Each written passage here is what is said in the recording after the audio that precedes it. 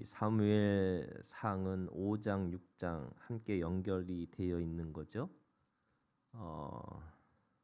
이 5장, 6장이 가지고 있는 가장 중요한 핵심의 주제는 하나님이 되셨다는 거예요.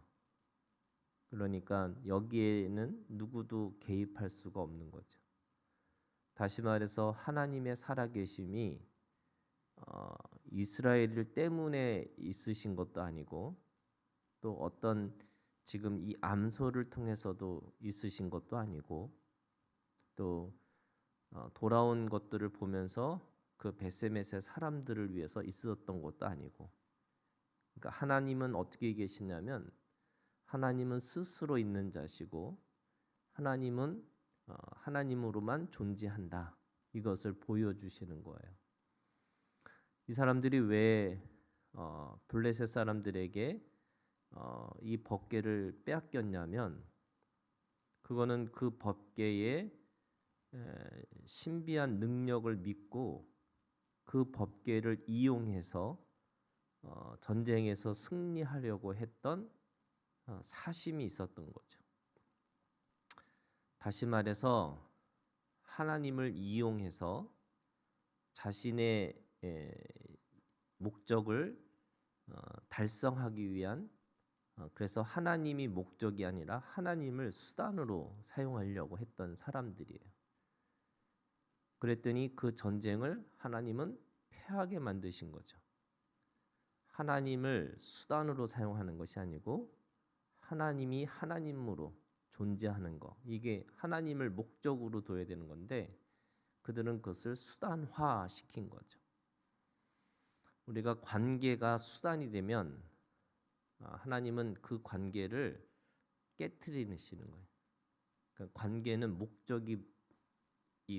관계가 자체가 목적이어야지 그 관계를 수단화시키는 것은 안 된다는 거예요.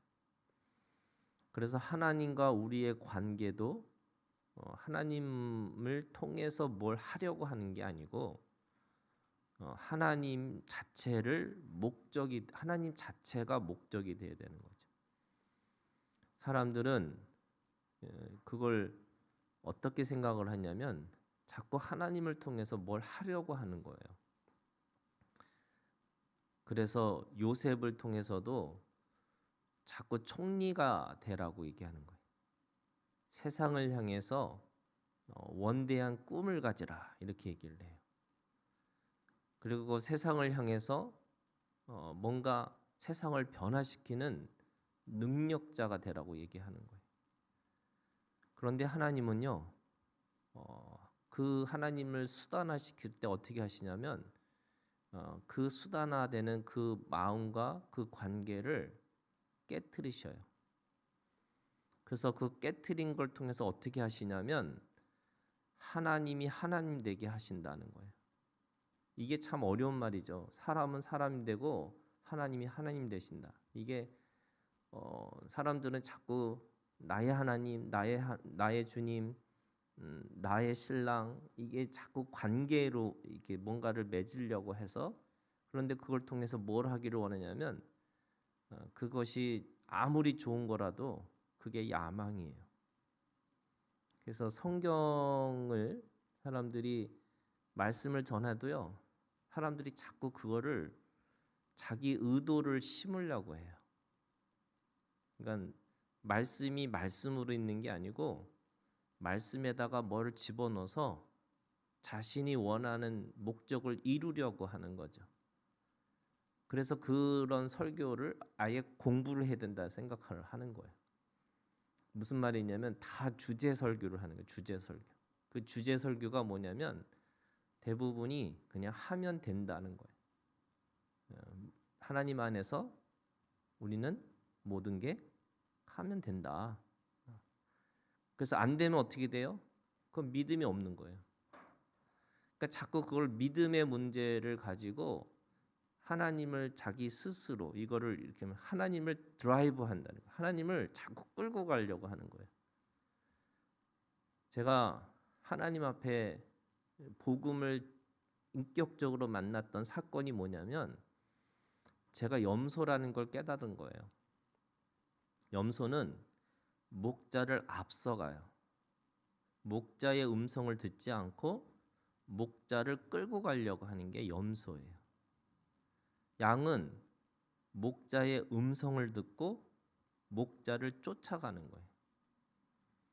선한 목자는 그 양과 자기를 단일화시키는 거고, 그 돈을 받고 일하는 사꾼이라는 게 사기꾼이라는 뜻이 아니라 돈이 목적이, 돈이 수단인 이 사꾼은, 돈을 받고 일하는 목자는 그 양을 위해서 생명을 걸지 않고 만약에 목숨이 위험하면 그 양을 버려두고 도망가는 거예요.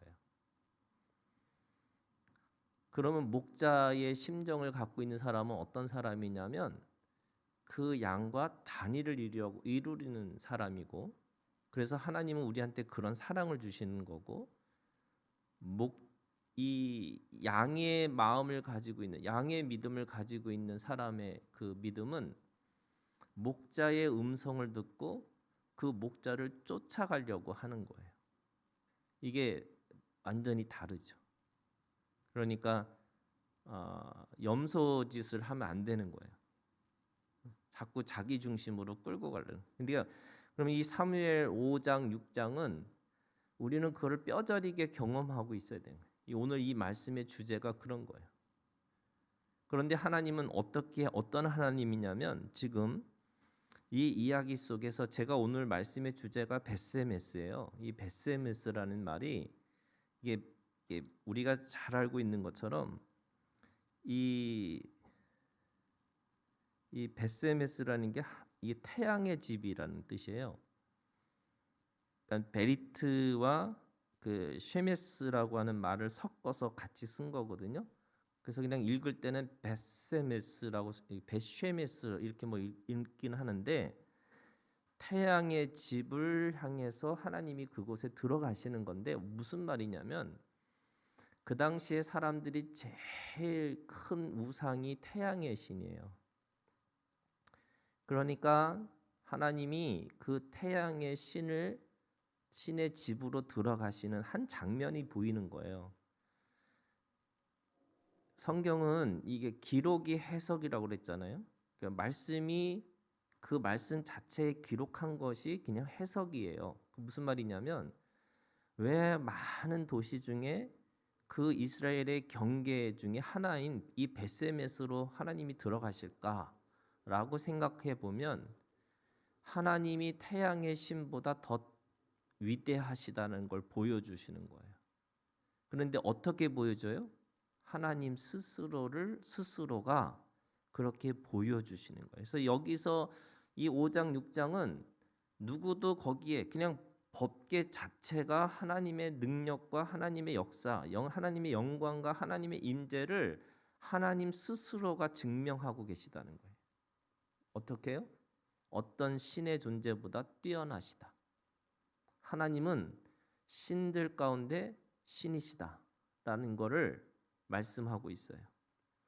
자, 오늘 5장에서 하도 문제가 생기니까 이 블레셋 사람들이 2절 제사장들과 복술자들을 불러서 이르되 우리가 여호와의 괴를 어떻게 할까? 지금 이제 하도 이 죽어가니까 이걸 어떻게 해서 이걸 해야 되는가라고 하니까 영적인 사람들을 불러서 말을 하기 시작한 거죠. 그런데 이 그러니까 이 복술자나 제사장이나 하는 사람들은 하나님을 모르는 사람들이에요. 그런데 너무나 신기하게 이들이 가지고 있는 이 처방이라는 게 굉장히 어떻게 보면은 성경적으로 처방을 해요. 두 가지를 얘기하죠. 하나는 속건제를 얘기하고요. 두 번째는 마음으로 완악하지 마라 이렇게 얘기합니다. 그래서 그 속건제라는 게 사실은 이 속건 제물로 하나님 앞에 이거를 드려야 된다 이렇게 얘기를 해요. 근데 이 속죄제와 속건제가 있는데, 속건제라는 거는 한 5가지의 원칙들이 있어요. 첫 번째는 왜 속건제를 왜 드리느냐? 하나님의 성물을 범했을 때 속건제를 드려요. 그러니까 속죄제는 죄를 속해주는, 죄를 깨끗하게 하시는 제사라면, 이 속건제라는 거는 이 배상을 하는 제사죠. 그러니까 어떤 물건이나 어떤 피해 보상을 해주는, 배상과 보상을 해주는 제사가 이 속건제에 들어있는데, 첫 번째가 하나님의 성물을 범했을 때, 두 번째는 마땅히 지켜야 할 하나님의 법을 어길 때 이 속건제를 드리는 거예요. 그 다음에 세 번째는 이웃에게 어떤 악을 행해서 물질에 손해를 입혔을 때, 네 번째는 남의 물건을 빼앗거나 또는 분실한 물건을 습득했거나 또는 저당을 잡혔거나 또 거짓말로 이게 뭔가를 피해를 입혔을 때에 드리는 제사가 속건제예요. 그 다음에 5번째가 시체로 인해서 내 몸이 부정됐을 때를 속건제를 드리는 거예요. 근데 큰 틀에서 속건제는 왜 드리냐? 배상이에요, 배상. 특별히 그 배상은 그 남의 것에 대해서 물건에 대한 배상을 5분의 1, 거의 뭐 얼마나 되는 거죠? 5분의 1이면 25%인가? 아니 그건 4분의 1이지. 20%인가? 20%를 더 주는 거예요. 자기가 뺏은 거에 20%를 더 덧붙여서 해주는 이 제사를 드리는 게 속건제죠. 그 다음에 그래서 속건제를 드리는 거예요. 그러니까 무슨 말이냐면 틀은 같아요. 영적인 세계에서 틀은 같았어요. 속건제를 드리는데 속건제를 어떻게 드렸냐면 4절에 있는 말씀에 보니까 블레셋 사람의 방백의 수요대로 금 독종 5과 금쥐 5마리야 하리니 너희와 너희 통치자에게 내린 재앙이 같음이라.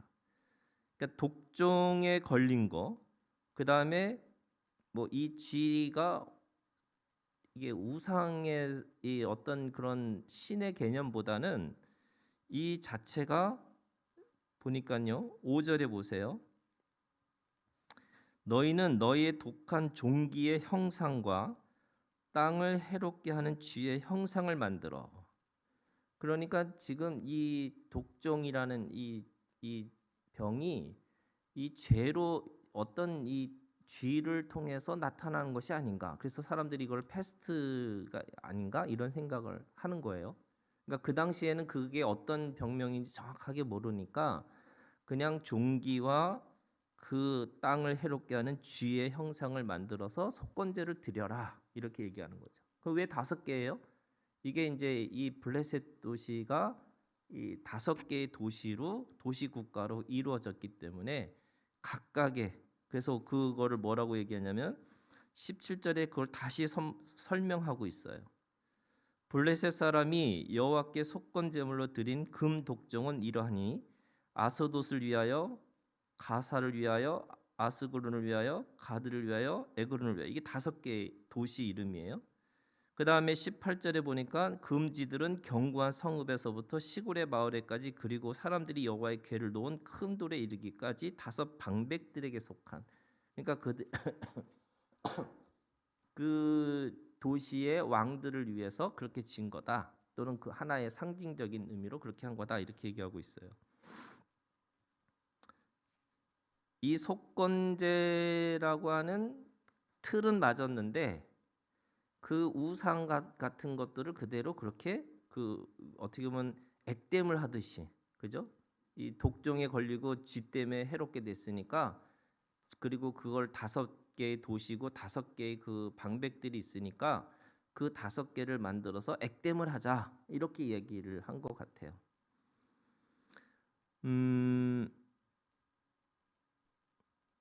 그래서 제가 찾아봤어요. 금독종이라는 이게 형상이 어떤 걸까? 아무리 찾아도 모르겠더라고. 그러니까 이게 이 병균의 모양을 어떻게 만들었는지 잘 모르겠지만 아무튼 그 독종을 금으로 만들어서 그걸 형상을 만들어서 그걸 드린 거라고 얘기하는 거죠. 그 다음에 그러면서 또 뭐라고 말씀하시냐면 완악하게 하지 마라 이렇게 얘기해요. 6절에 보시니까 애굽인과 바로가 그들의 마음을 완악하게 한 것 같이 어찌하여 너희의 마음을 완악하게 하겠느냐. 그가 그들 중에서 재앙을 내리신 후에 그들의 백성을 가게 함으로 백성이 떠나지 아니하느냐. 그러니까 완악하지 말라는 거예요. 그러니까 모양은 비슷해요. 속건제를 드리고 다시 마음을 완악하게 하지 말라 이렇게 얘기합니다.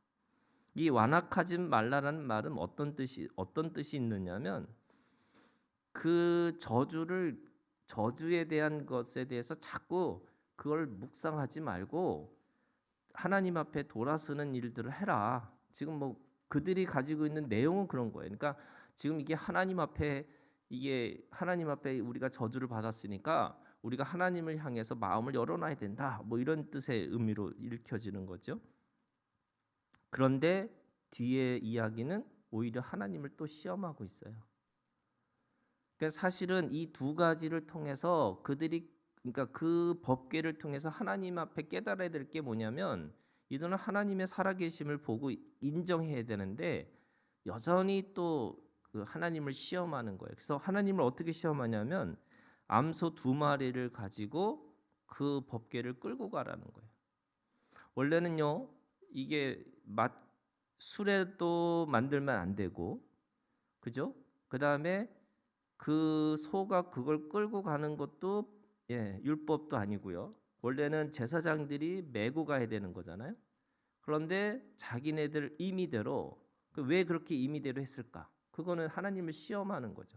어떻게 시험하느냐? 암소 2마리예요. 그래서 세 가지의 이 시험을 하는 거죠. 첫 번째는 한 번도 멍에를 메어 본 적이 없는 소를 가지고 가라. 무슨 말이냐면 그들이 체질대로 생각하면 절대로 그 수레를 끌 수 없다는 거예요. 왜? 한 번도 멍에를 매지 않았기 때문에 멍에가 불편한 거예요. 그러면 그 멍에가 불편하기 때문에 반드시 날뛸 거다. 그러니까 그 날뛰는 거면 그들의 결론이 뭐냐면요. 9절에 있는 말씀이에요. 보고 있다가 만일 괴가 그 본 지역 길로 올라가서 벳세메스로 가면 이 큰 재앙은 그가 우리에게 내린 것이요 그렇지 아니하면 우리를 친 것이 그의 손이 아니요 우연히 당한 것인 줄을 알리라. 그러니까 필연이 아니고 우연히 그렇게 벌어진 거다. 그러니까 멍에를 메어 본 적이 없는 소를 끌고 가자. 그게 뭐냐면 체질이 있으니까 그 체질을 넘어서지 않으면 안 되는 거니까 그 체질을 넘어서는지 안 서는지를 보자 이거예요. 두 번째는 젖을 빠는 새끼가 달린 어미소 이렇게 돼 있어요. 원래 힘으로 따지면요 황소, 그러니까 그 황소를 가지고 끌고 가야 되는데 지금 표현이 뭐냐면 암소 2마리라는 거예요. 그러니까 이 암소 2마리는 당연히 자기 새끼가 있기 때문에 새끼가 우는 걸 보고 반드시 돌아서서 자기 새끼에게 돌아가는 게 뭐예요? 본능이에요. 생명의 본능이죠. 이 동물적인 본능이에요. 자기 새끼를 돌보는 게. 그러니까 당연히 돌아서서 자기 새끼에게 올 것이 분명하니까 본능대로 행하는지 아니면 그 본능을 뛰어넘는 건지 한번 보자. 이렇게 얘기하는 거죠. 세 번째는요 2마리예요. 그러니까 한 마리가 우연찮게 체질도 넘어가고 본능도 넘어가서 걔는 그냥 꾸준하게 간다 할지라도 2마리가 어떻게 동시에 그럴 수 있을까? 그래서 2마리를 끌고 가서 만약에 한 마리라도 돌았으면 그거 가짜다. 우연히 벌어진 거다. 이렇게 얘기하는 거죠. 그런데 어떻게 됐어요? 그대로 끌려가는 거예요. 자, 이게 무슨 말이냐? 오늘 우리가 가지고 있는 그러니까 하나님의 주권이라는 게 이런 거예요, 여러분. 하나님의 주권은 사실은 내 체질을 넘어서 있어야 되는 거예요. 하나님의 주권이라는 거는 엄밀히 따지면 본능도 넘어서 있어야 돼요. 이게 참 쉬운 게 아니죠. 우리가 가지고 있는 본능이라는 게 이게 그래서 사람들은 이게 하늘의 본능과 이 육신의 본능과 이 하늘의 본능이 있어요. 그러면 우리가 어떤 본능을 따라가냐면 하늘의 본능을 따라가야 되는 거예요. 그런데 우리가 사람들이 가지고 있는 게 매여 있는 게 계속 이 물의 관계, 이 피의 관계에 매여 있는 거잖아요. 그러니까 그걸 넘어서지 않으면 안 되는 거고요. 또 나 혼자 잘 되는 게 아니에요. 그러니까 아브라함이 이스라엘이 되는 것이 창세기가 아브라함부터 믿음의 시작이 아브라함부터 시작인데 그 아브라함이 어디까지 가야 되냐면 이스라엘까지 가는 거예요. 그러면 이 출애굽기는 처음부터 60만 명이 시작하는 거예요. 그러니까 무슨 말이냐면 처음에 들어갔던 사람이 70명인데 그 70명이 60만 명으로 바뀌는 과정이 원래 하나님의 나라를 경험하는 사건이에요. 그러니까 개인의 구원이 아니라 공동체의 구원까지 가는 게 이 출애굽의 사건이거든요. 그래서 그들이 동시에 민족이 홍해를 건너가는 거예요. 한 사람이 그 할례를 받는 게 아니라 민족 전체가 할례를 받는 사건으로 가요. 그래서 아브라함으로 시작하는 믿음이 이스라엘로 가서 이스라엘이 민족이 되는 거예요. 그래서 그 민족의 경험, 민족의 원초적 경험이 출애굽의 사건이에요. 그래서 기독교는 본질적으로 공동체성이 있는 거예요. 그래서 이 요한계시록에 있는 말씀에도 일곱 교회라고 얘기하는 거예요. 그래서 개인의 구원이 아니고요, 교회의 구원이에요. 이 요한계시록의 주제가 교회가 주제예요. 그러면 오늘 우리가 가지고 있는 이 체질도 본능도 또는 개인적이고 개별적인 거를 뛰어넘지 않으면 우리가 하나님의 주권, 이게 하물며 소도 하나님의 주권에 잡혀서 그렇게 끌려가는 건데, 물론 소는 자유의지가 없으니까 잘 끌려가겠죠. 그런데 하나님은 우리에게 그리스도인으로서 자기의 체질, 자기의 본능, 자기의 개인적인 그런 개별적인 이거를 뛰어넘어서 하나님의 길을 가라는 거예요. 그게 이 말씀 속에 하나님의 주권이라는 신앙이 있어요. 그래서 주권적 신앙이라는 게 그게 우연이 아니고 모든 사건이 하나님의 필연 가운데 있다라고 고백하시는 게 그런 믿음이에요. 우리에게 벌어지는 모든 일도 하나님의 주권 가운데 있다고 말씀하고 있는 거죠. 그래서 우연이 아니고 필연이다. 자, 그러면 그 두 마리가 나중에 그래서 칭찬받고 좋았냐? 번제물로 드려져요. 그러니까 어떻게 보면 하나님의 주권 안에서 잘 죽었더라. 이게 결론이에요. 그 소의 운명이 그런 거예요. 그러니까 하나님의 번제물로 드려지는 소. 이게 어떻게 보면 우리가 가지고 있는 신앙의 본질도 마찬가지예요. 이게 로마서 3장의 믿음이 있고 로마서 5장의 믿음이 있고 로마서 8장의 믿음이 있는데 3장과 5장과 8장의 믿음 하나, 이 믿음에서부터 믿음에 이르기까지라고 하는 각각의 믿음의 통과점이 있는 거라면 이 로마서 3장, 5장, 8장까지 가는 믿음이 있어야 되는데 3장의 믿음이 언제부터 시작하는 거냐면 자기의 죽음을 인식하는 것부터 시작하는 거예요. 무슨 말이냐면 의인은 없나니 하나도 없고 내가 가지고 있는 고집과 회개하지 않는 마음이 죽어야지만 하나님의 사람으로 살아갈 수 있는 시작이 된다는 거예요. 그래서 모든 그리스도인들은 죽음을 통과하지 않으면 안 되는 거예요. 여전히 내가 살아있거나 여전히 내가 뭐가 있으면 신앙의 시작이 되는 게 아니에요. 무슨 말이냐면 로마서 3장이 시작되지 않았는데 어떻게 5장까지 가고 8장까지 가겠어요. 그래서 기독교는 죽음으로부터 시작되는 종교예요. 그러니까 내가 죽어서 부활한다라는 말은 신앙의 시작이라는 거예요. 예수님이 오시기 전까지는 그거를 다, 그래서 어떻게 했냐면 그 번제단으로 들어가서 성소에 들어가서 지성소로 들어가서 계속 깨끗해지는 믿음으로 가는 건데, 예수님이 우리 가운데 오셨다는 말은 지성소에서 나와서 성소로 가고 성소에서 나와서 번제단을 가고 번제단에서 성문 밖으로 가는 거예요. 그게 히브리서의 믿음이거든요.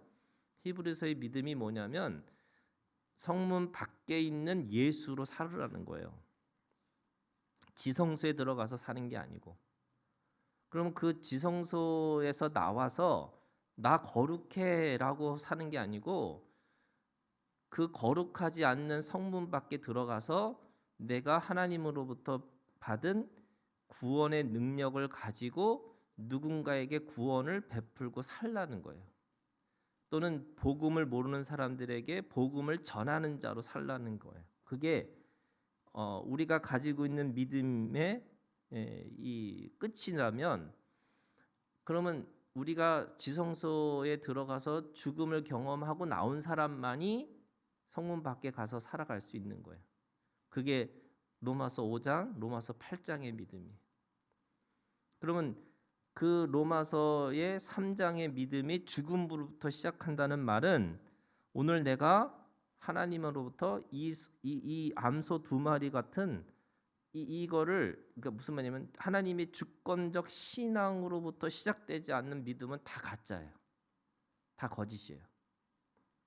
그러니까 그 내가 가지고 있는 체질, 내가 가지고 있는 본능, 내가 가지고 있는 개인적, 개별적, 이거 떠나야지만 하나님의 주권적인 또는 하나님 앞에 잡혀서 살아갈 수 있다는 거죠. 자, 그러면 오늘 베세메스의 신앙이라는 게 있어요. 하나님이 오늘 우리 가운데 그 베세메스까지 들어가서 사람들에게 보여주기를 원하셨는데, 하나님의 능력을 보기를 원하는데, 왜 사람들이 갑자기 거기 가서 죽었을까요? 19절. 베세메스 사람들이 여호와의 궤를 들여다본 까닭에 그들을 치사, 어떤 사본에는 5만이 있고 어떤 사본에는 5만이 없어요. 있고 없고가 있어요. 그래서 5만이라는 걸 가로찬 거고, 70명을 죽이신지라. 왜 그 베세메스가 유대 땅에 있는 거거든요. 근데 왜 그 땅에 그 사람들이 그렇게 죽을 수밖에 없었을까? 근데 왜 이 사람들은 갑자기 궤를 들여다봤을까? 금 때문에 그런 거죠. 금 찾아다닌 거예요. 그게 뭐냐면 금 종기와 금 쥐가 5개가 있으니까, 5개씩 있으니까 또 있지 않을까 하고 들여다본 거예요. 보면 죽는데, 만지면 죽는 거거든요. 율법에는 만져도 죽고 들여다봐도 죽어. 그런데 그거를 왜 보냐면, 이 베세메스라고 사람이 뭐 하는 사람들이에요? 그 지역이 지금 돌이라고 하는 이 판도 사실은 태양의 신전의 하나의 상징이에요.